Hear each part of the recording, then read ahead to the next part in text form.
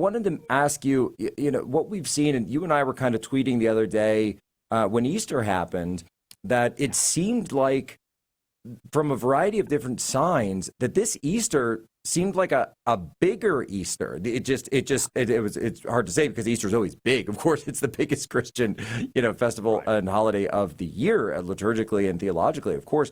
But there was more around this Easter. You saw The Great King of Kings from Angel Studios, by the way, was breaking records at the box office. And then The Chosen was at the box office with like three other movies. I think there was another Christian themed movie that was at the box office. Meanwhile, Snow White went down in flames. Snow woke. What is going on right now? And are we experiencing a Christian revival? We are. In a nutshell, we are. It's pretty astonishing stuff. Scholars call it retraditionalization, and it's really happening. We're seeing it in real time. I was following your X feed right around Easter weekend. You were on top of it all as usual.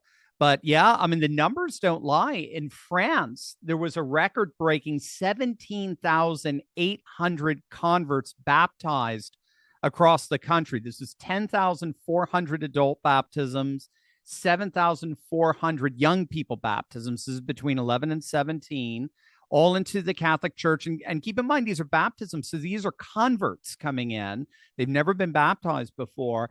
45% increase from this time last year in 2024. It wasn't just France. Belgium, baptisms were up 50% from this time last year. In London, in the Catholic Archdiocese of Westminster, there were a record number 500 converts who received into the church on Easter Vigil. That's a 24% increase from their previous highest, which was back in 2018. And this is, again, part of this stunning sort of surge, particularly in trad Catholic church membership in the UK.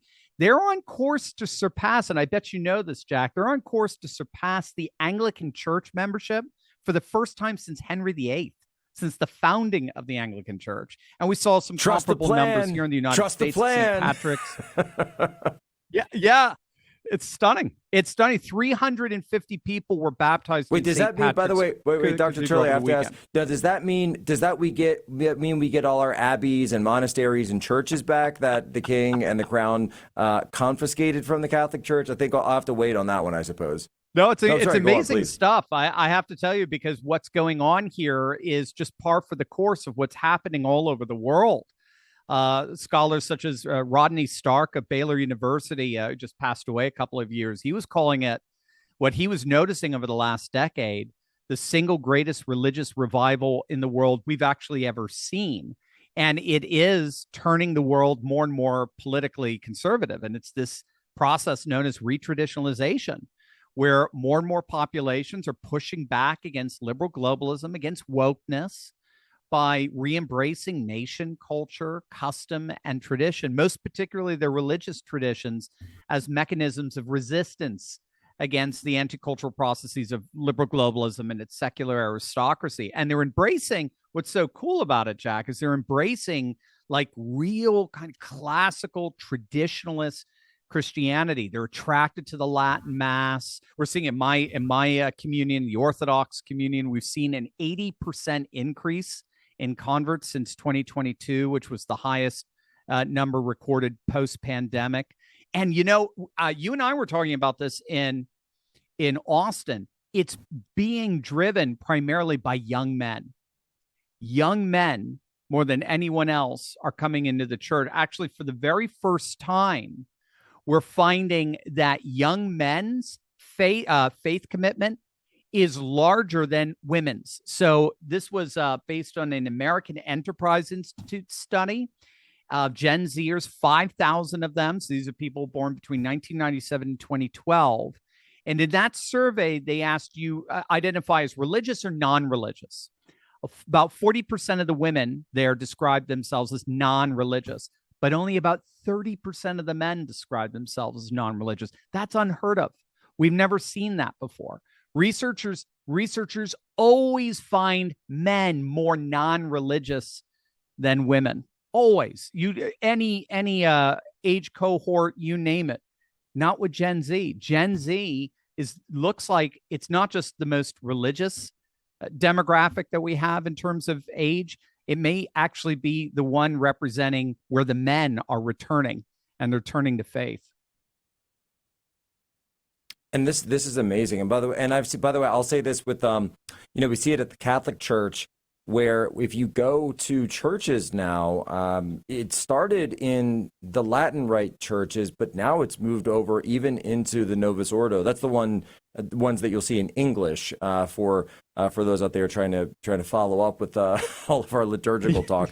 Is Your Latin, yeah, that's right. That you will see the veils. The veils are coming back, and what's so interesting to me is that you see the veils coming back with women who are sort of, over 60, but also the women under 30.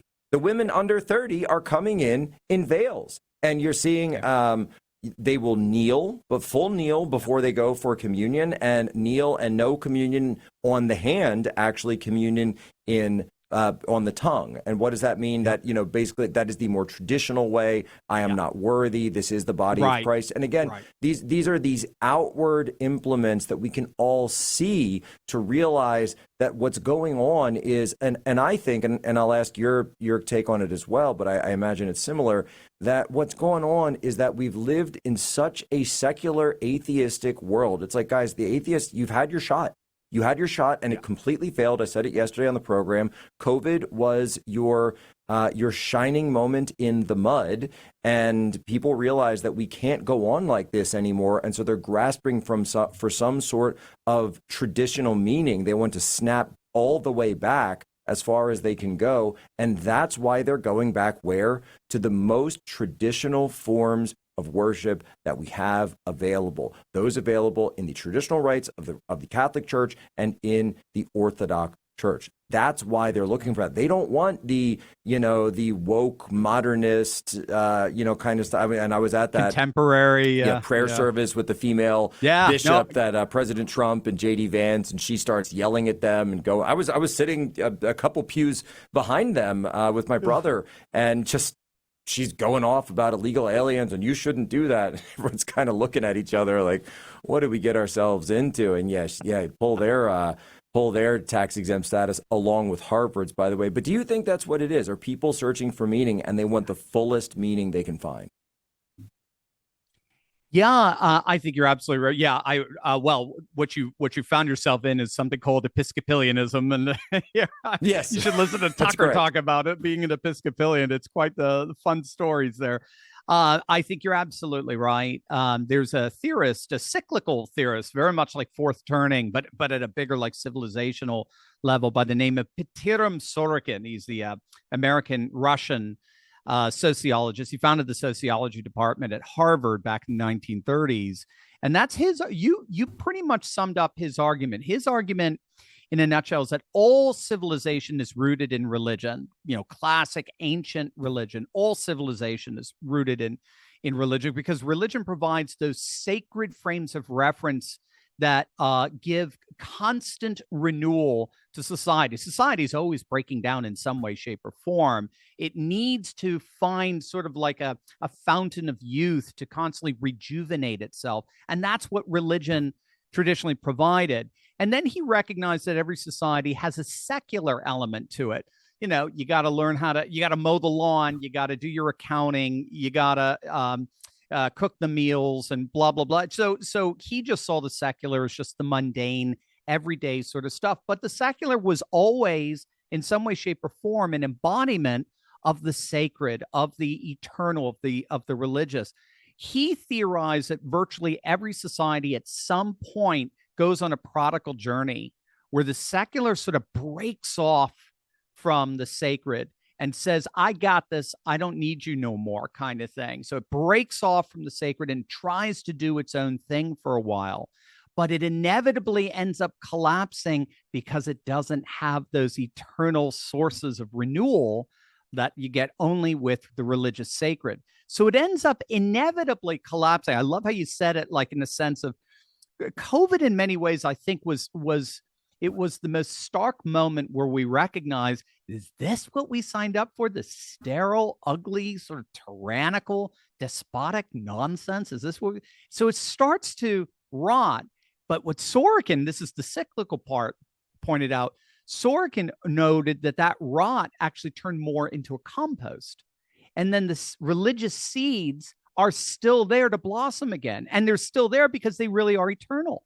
They really are an eternal point of renewal. We may leave them, these eternal seeds, but it doesn't leave us. And so when we rot, when we come back on our prodigal journey, all of a sudden you'll inevitably see another springtide of religious renewal.